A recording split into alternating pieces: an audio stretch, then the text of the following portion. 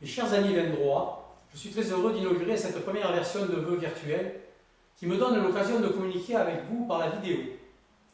Ceci car, comme vous le savez, notre gymnase a dû être démoli cet été pour des raisons de sécurité. Nous ne disposons donc plus de salles pouvant accueillir la population et je le regrette.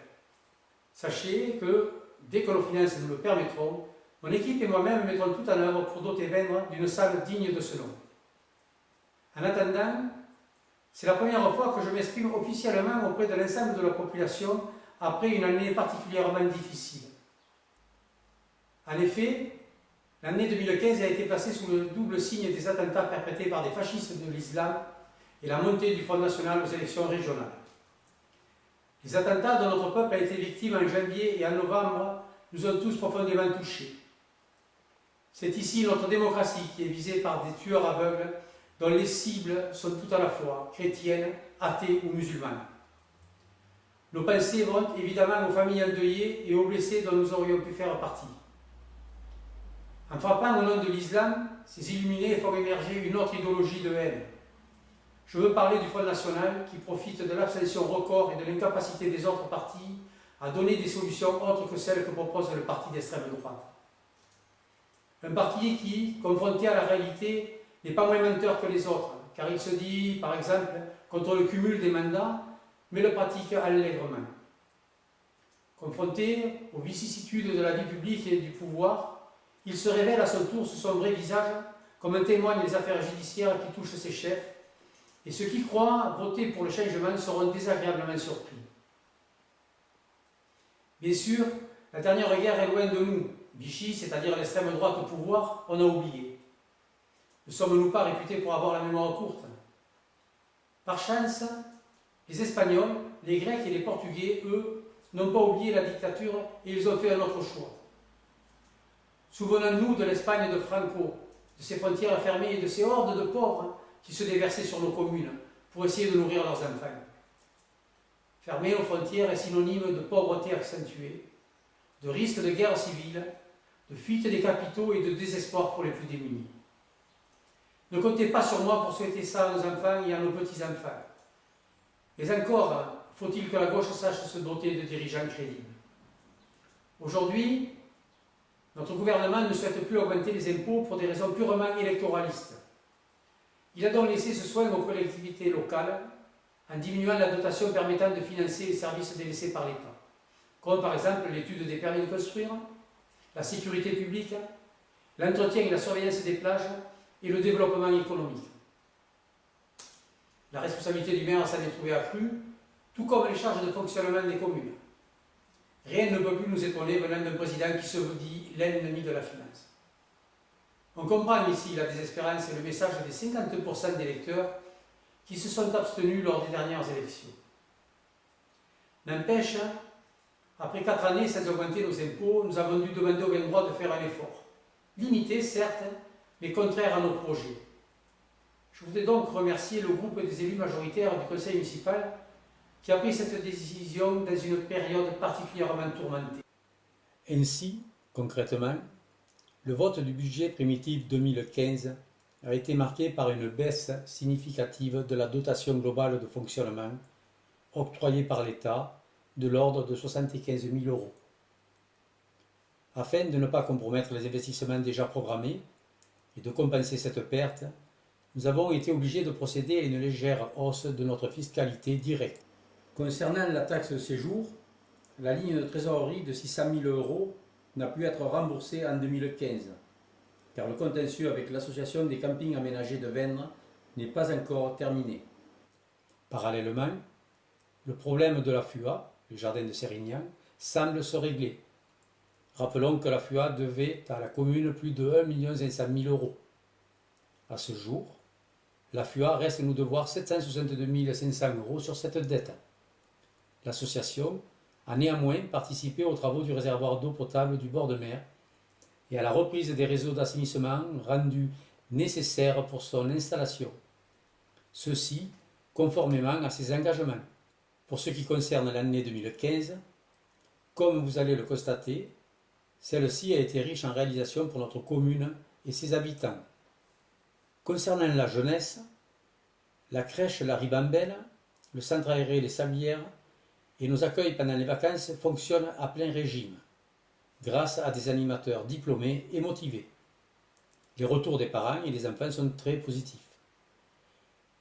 Nouveauté, cette année, un centre de loisirs a été mis en place tout le mois de juillet pour accueillir les enfants de maternelle. Sa fréquentation est très satisfaisante pour une première année de fonctionnement. Les adolescents, quant à eux, ont pu retrouver la salle à côté du gymnase. Les camps ados et les sorties organisées cette année ont eu fière allure. Nous essaierons, durant l'année 2016, de mettre en place un conseil des jeunes pour les faire participer à notre démocratie locale. En ce qui concerne la culture, la médiathèque a été rattachée à notre SPAC, le service public administratif et culturel de la commune. Ce service regroupe donc la médiathèque, l'école de musique, avec 80 élèves inscrits, est en plein essor. Des cours de piano, de flûte, de guitare, de batterie et de batucada y sont enseignés.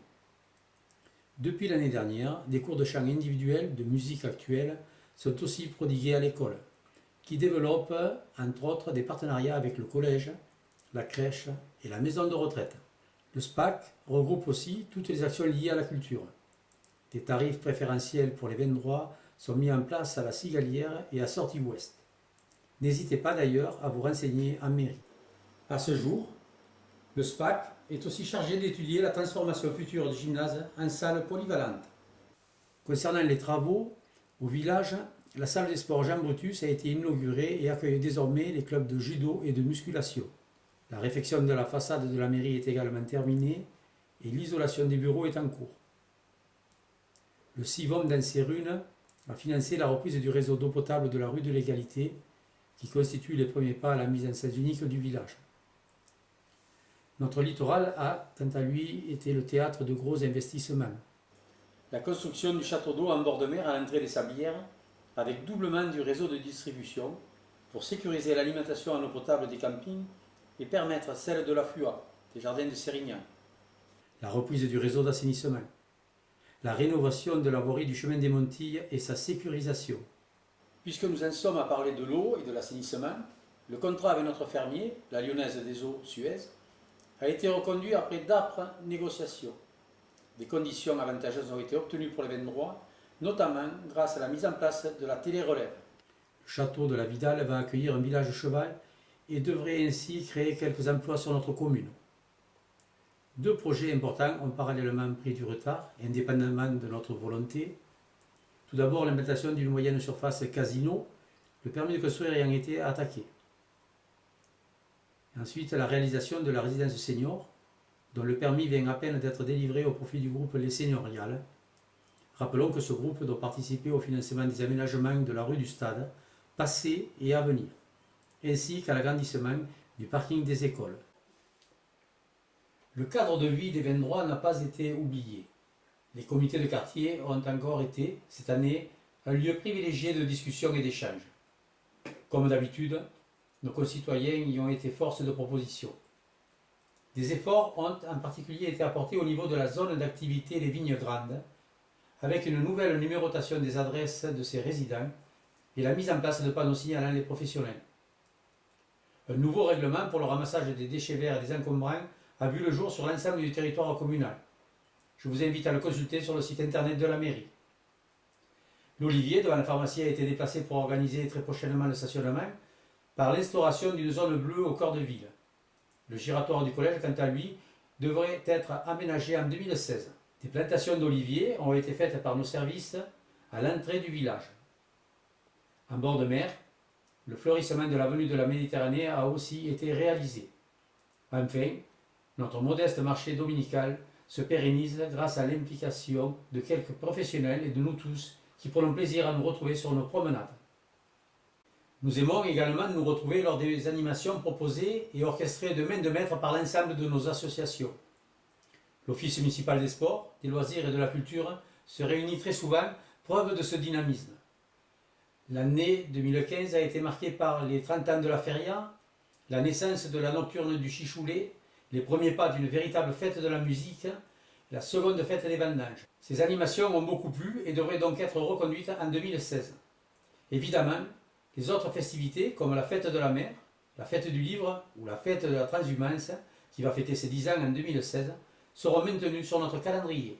En ce qui concerne la problématique sociale, c'est le Centre communal d'action sociale qui gère la maison de retraite La Roselière, la crèche La Ribambelle et le soutien aux personnes en difficulté.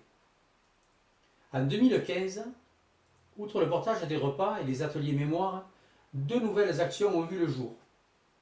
Une aide en faveur des bénéficiaires du RSA pour la garde des enfants et une bourse au permis de conduire octroyée aux 17-25 ans ayant un projet professionnel sur dossier. Le montant de cette bourse varie de 250 à 500 euros. En contrepartie, le jeune boursier devra effectuer un engagement citoyen de 35 ou 70 heures auprès de la collectivité. Je remercie l'auto-école de Vènnes qui est le partenaire privilégié de cette opération. En ce qui concerne l'emploi, le chantier d'insertion impulsé par le RLI dans le but de former des personnes au métier d'agent d'hygiène et de propreté a été reconduit en 2015. Les travaux d'extension de la maison de retraite seront terminés au premier semestre. 16 lits supplémentaires seront ouverts. Les dossiers d'admission sont d'ores et déjà disponibles sur demande auprès de l'établissement. Des emplois seront créés, alors n'hésitez pas à vous renseigner. Ce gros chantier aura demandé beaucoup de patience aux riverains, au personnel et aux résidents de la maison de retraite. Je les remercie tous vivement. L'année 2016, quant à elle, va être consacrée aux études préalables à la révision de notre plan local d'urbanisme, cassé par le tribunal administratif suite à une action de l'association des campings aménagés de Vènes. Cette action aura généré une perte de temps dont les résultats iront à l'encontre des intérêts défendus par la CAV. Le bureau d'études Gaxieux vient d'être désigné pour mener les études et vous serez consulté une nouvelle fois. La procédure devrait durer 18 mois. De nombreux objectifs nous ont conduit à lancer cette révision, principalement favoriser le développement harmonieux du territoire en matière d'environnement, d'activité économique, de mixité sociale, de tourisme et de transport. Entre-temps, les règles sont devenues beaucoup plus drastiques, notamment sur le risque inondation. Le plan de prévention des risques inondation, le PPRI, va être mis à l'enquête publique dans les prochaines semaines. Alors n'hésitez pas à le consulter en mairie et à émettre votre avis. La loi NOTRe transfère la compétence tourisme à la Domitienne au 1er janvier 2017. Il s'agit donc de se préparer à ce transfert de compétences pour peser de tout notre poids au sein de la structure intercommunale. Nous avons missionné de jeunes étudiants en master pour réfléchir à l'opportunité de créer une maison de tourisme, du patrimoine et du terroir, comme prévu dans notre programme. Parallèlement, le littoral a fait l'objet de toute notre attention. Le nettoyage de la plage a nécessité de gros moyens. Sa surveillance également. La perception de la taxe de séjour, qui s'effectue normalement depuis 2012, a permis ces dépenses et l'accueil des touristes dans les meilleures conditions, notamment au point info et au sein du marché saisonnier de plus en plus fréquenté. La communauté de communes La Domitienne a enfin voté son pacte financier et fiscal qui prévoit un versement conséquent à ses communes membres pour leur permettre de dynamiser leur investissement. Vènes se voit ainsi octroyer 976 000 euros pour soutenir ses efforts en matière touristique et sociale. Les compétences de La Domitienne ont été élargies avec désormais la politique du logement, demain le tourisme et après-demain l'eau et l'assainissement. Il n'en reste pas moins que les élus du groupe majoritaire et moi-même sommes souvent dubitatifs quant à la politique menée qui ne prend pas assez en compte, selon nous, les attentes des habitants des communes. Nous œuvrons donc à notre niveau pour rendre les décisions de celles-ci plus cohérentes et plus proches de nos populations. Je regrette la passivité du groupe minoritaire qui se contente souvent de s'abstenir alors que l'intérêt des Vendrois est en jeu. Pour conclure, l'année 2016 devrait voir se continuer la politique d'austérité engagée par l'État. Cela va se traduire sur le budget communal par une nouvelle baisse de nos recettes de fonctionnement. 2016 devra donc faire l'objet d'une attention particulière dans la gestion de nos dépenses de fonctionnement. Elle se manifestera aussi par une pause au niveau de nos investissements pour permettre le remboursement des emprunts et appréhender l'avenir avec toute la sérénité possible. Le conseil municipal et moi-même resterons vigilants. En attendant, nous vous remercions encore une fois pour votre confiance et souhaitons à toutes les Vendroises et à tous les Vendrois une bonne et heureuse année 2016.